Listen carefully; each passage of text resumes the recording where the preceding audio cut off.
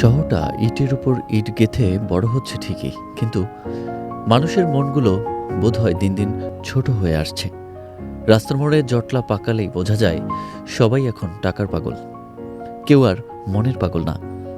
এই যান্ত্রিক শহরে করিম এক অদ্ভুত মানুষ। বয়সটা গড়িয়ে গেছে অনেকটা, কিন্তু আজও তার ঘর বাঁধা হয়নি। কেন জানেন? কারণ করিম আজও এমন কাউকে খুঁজে পায়নি যে তার পকেটের টাকার বদলে তার বুকের ভেতরকার সুরটাকে ভালোবাসবে।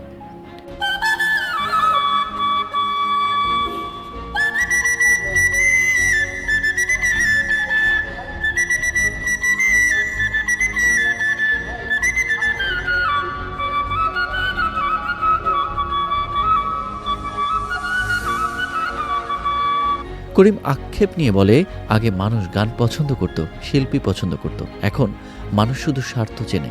পকেটে টাকা না থাকলে এই শহরে আপনার ছায়াটাও আপনার পাশে দাঁড়াবে না। ভাই, আমি একটা ফুল কিনছি ভাই, আমি ভালোবাসার মানুষ খুঁজে পাচ্ছি না। আমি এই ফুলটা কাকে দিব? যে আমাকে বিয়ে করবে আজীবনের জন্য, তাকে নিয়ে আমি সুখী হতে চাই, সংসার করতে চাই, তাকে ভালোবেসে এই ফুলটা দিয়ে তাকে আমি বিয়ে করে ঘরে নিতে চাই। যেদিকেই সে তাকায় শুধু স্বার্থপর মানুষের ভিড় দেখে। মানুষের ভিড়েও করিম বড় একা। তার সঙ্গী বলতে কেবল পুরনো একটি রিক্সা আর তার প্রাণের চেয়ে প্রিয় একখানা বাঁশি।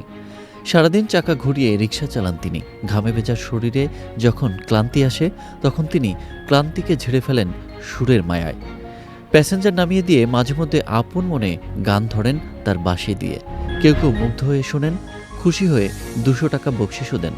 সেই সামান্য বকশিসটুকুই তার কাছে পরম পাওয়া, কারণ সেটা তার পরিশ্রমের জন্য নয়, কেউ তার সুরটাকে সম্মান করেছে বলে পাওয়া। করিমের স্বপ্নটা খুব সাধারণ, কিন্তু এই যুগে বড্ড দামি। তিনি এখনও বিশ্বাস করেন কোথাও না কোথাও একজন গান পাগল মানুষ তো আছেনই, এমন একজন মানুষ যার কাছে সুরই হবে সবচেয়ে বড় সম্পদ। যেদিন করিম তেমন কোনো মানুষের দেখা পাবেন যার সাথে মনের মিল হবে, সেদিনই কেবল তিনি ঘর বাঁধবেন, শুরু করবেন নতুন সংসার। ততদিন পর্যন্ত করিমের এই ভবঘুরে জীবনই সই।